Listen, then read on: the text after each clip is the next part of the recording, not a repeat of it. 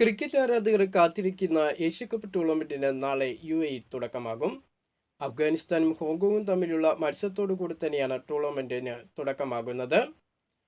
ടൂർണമെന്റിൽ ഇന്ത്യയുടെ ആദ്യ മത്സരം നടക്കുന്നത് ബുധനാഴ്ച UAEക്കെതിരെയാണ്. ഇന്ത്യ സമയം രാത്രി 8 മണിക്കാണ് ടൂർണമെന്റിൽ ഇന്ത്യയുടെ എല്ലാ മത്സരങ്ങളും നടക്കുന്നത്. കൂടാതെ ടൂർണമെന്റിലെ കൂടുതൽ മത്സരങ്ങളും രാത്രി 8 മണിക്ക് തന്നെയാണ് നടക്കുന്നത്. 2 മത്സരങ്ങൾ മാത്രം നടക്കുന്ന ദിനങ്ങളിൽ ആദ്യ മത്സരം വൈകുന്നേരം 5:30 ആരംഭിക്കുന്നത്.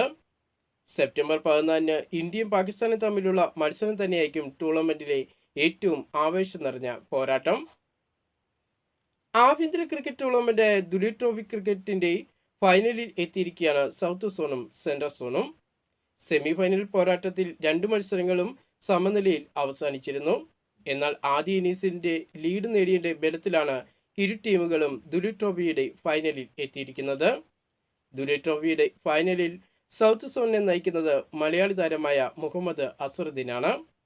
കൂടുതൽ ക്രിക്കറ്റ് വാർത്തകളും വിശേഷങ്ങളുമായിട്ട് നമുക്കിനി അടുത്ത വീഡിയോയിൽ കാണാം.